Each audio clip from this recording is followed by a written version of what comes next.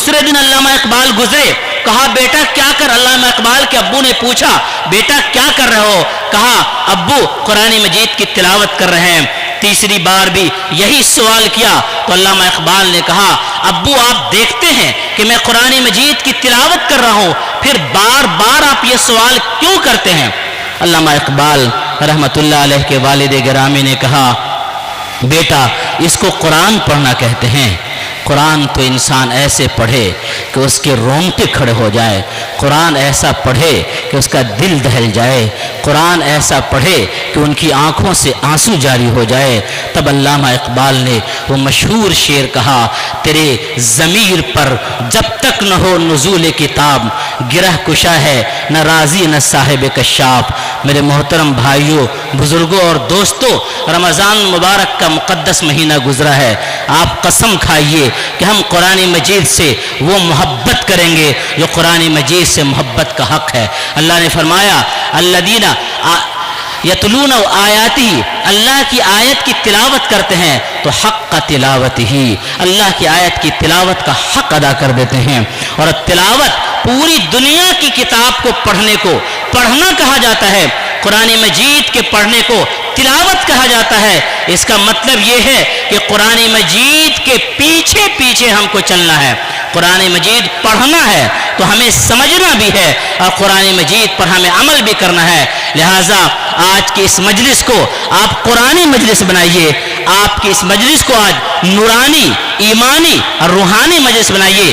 دلوں کے اندر ایمان کی وہ گرمی اور وہ چنگاری پیدا کیجیے کہ دنیا کی آنکھوں میں آنکھیں ڈال کر کے آپ کہہ سکے تم ہم سے ہماری ہر چیز کا سودا کر سکتے ہو لیکن تم ہمارے ایمان کا سودا نہیں کر سکتے۔ میرے بھائیوں، یہ اٹھ کہ اب بزم جہاں کا اور ہی انداز ہے، مشرق و مغرب میں تیرے دور کا آغاز ہے۔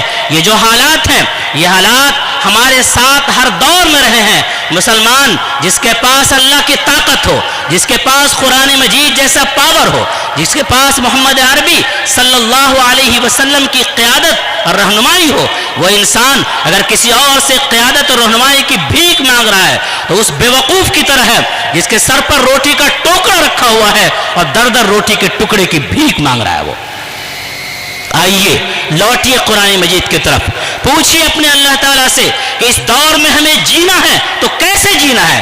پوچھیے آپ محمد عربی صلی اللہ علیہ وسلم کے فرمان سے اس دور میں جینا ہے تو ہمیں کیسے جینا ہے۔ اللہ کے رسول صلی اللہ علیہ وسلم نے سورہ کہف کے بارے میں فرمایا کہ سورہ کہف کی جو تلاوت کرے گا وہ دجال کے فتنے سے محفوظ رہے گا۔ دجال کہتے ہیں دھوکہ دینے والے کو، جو لوگ دھوکہ دے کر کے آپ کو ایمان کے راستے سے، سچائی کے راستے سے آپ کو نکالنا چاہتے ہیں۔ اللہ تک کے رسول صلی اللہ علیہ وسلم فرماتے ہیں کہ سورہ کہف کی تلاوت کرو گے تو دجال کے فتنے سے تم محفوظ ہو جاؤ گے۔ میرے بھائیوں، سورہ کہف کی تلاوت میں آخر آیت پر جائیے تو اللہ کے رسول صلی اللہ علیہ وسلم کی زبان مبارک سے اعلان کروا دیا قل انما انا بشر مثلکم یوحی الی انما الہکم الہ واحد۔ میں نے ان حالات میں کام کیا جب میرا کوئی ساتھ دینے والا نہیں تھا۔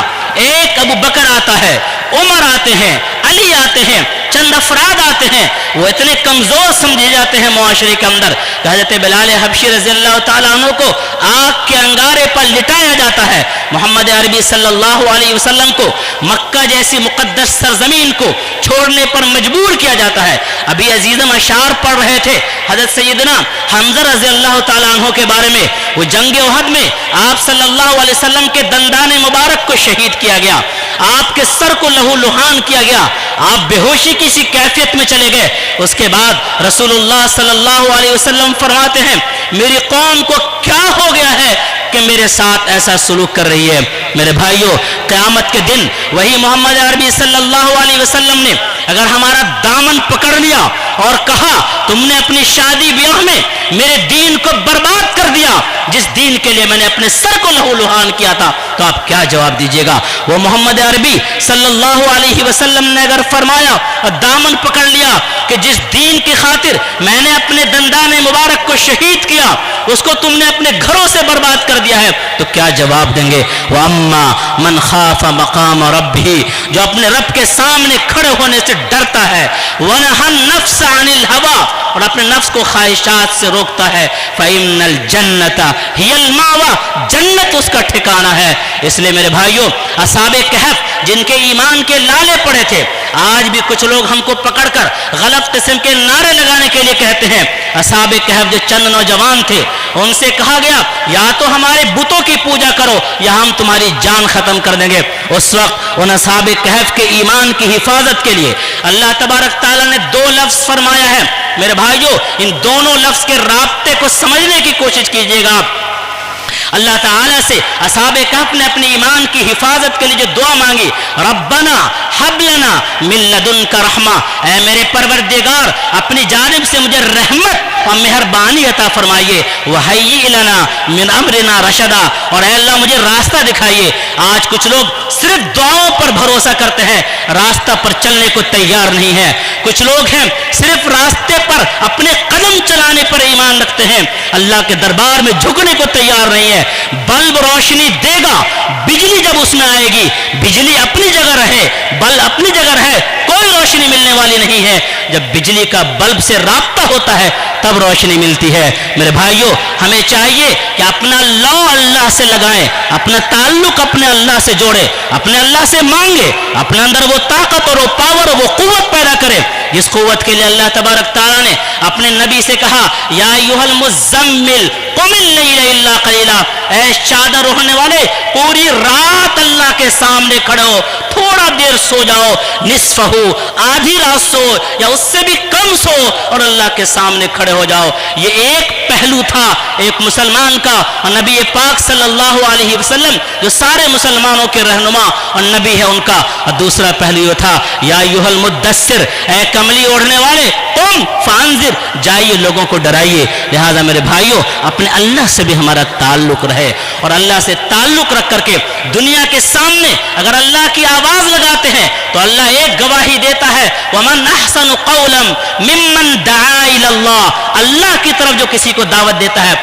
उससे अच्छी बात किसी और की नहीं हो सकती। दूसरी बात अल्लाह फरमाता है, वल्लाहु यअसिमुका मिनन नास, लोगों से अल्लाह ताला तुम्हारी हिफाजत फरमाएगा। इसलिए हमें चाहिए कि अल्लाह से सप्लाई लें और फिर लोगों तक पहुंचाएं। असहाबे कहफ के बारे में सिर्फ दो बातें अर्ज करके मैं अपनी बात खत्म करने की कोशिश करूंगा।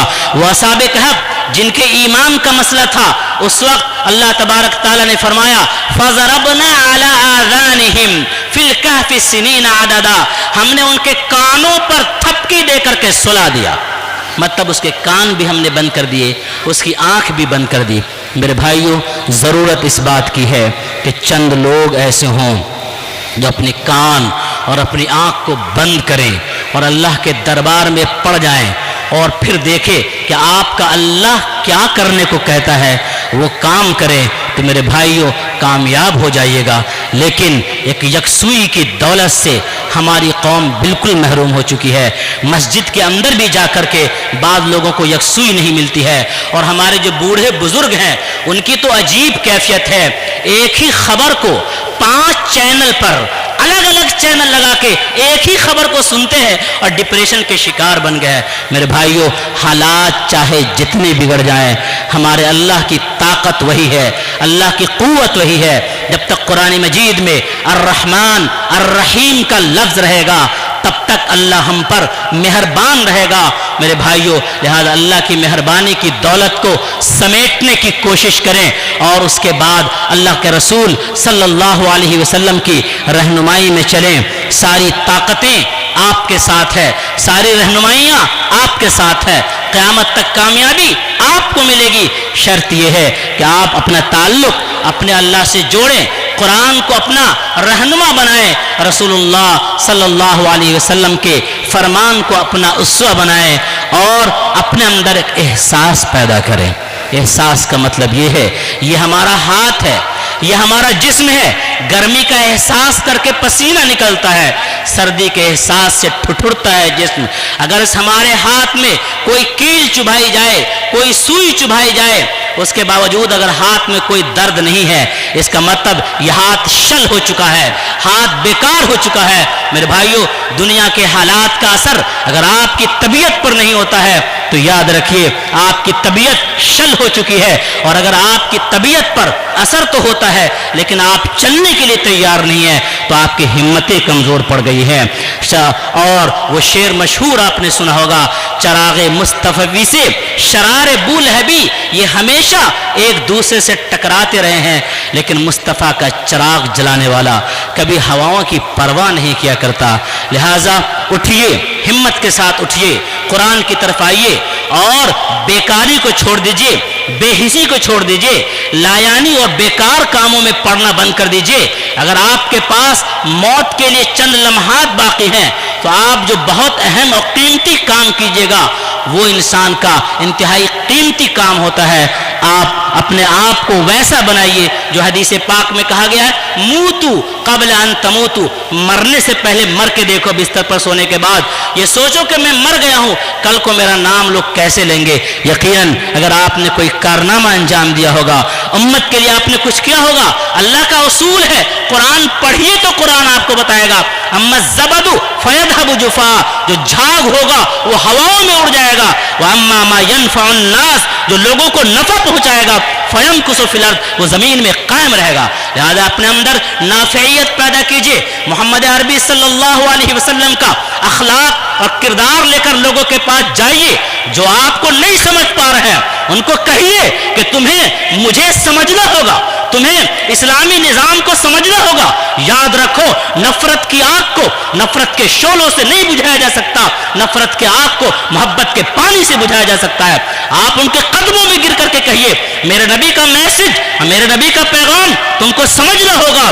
احسان سے جیتا کرتے ہیں، اخلاق سے مارا کرتے ہیں پیارے نبی، وہ پیارا نبی، ہر کام وہ پیارا کرتے ہیں۔ نبی کا پیار، نبی کی محبت، نبی کا اخلاق، نبی کا اسوہ، نبی کا طریقہ، یہ اپنائیے، اور اس دل کے اندر نبی کی سچی محبت کی گرمی لے کر کے جس کے پاس جائیے گا، بڑی سے بڑی زنجیر پگھل سکتی ہے نبی کی محبت کے سامنے۔ اس لیے میرے بھائیوں، ہم کو جو کرنا ہے وہ ہم کریں۔ اللہ تعالی ہمیں عمل کی توفیق نصیب فرمائے۔ وآخر دعوانا الحمدللہ رب العالمین۔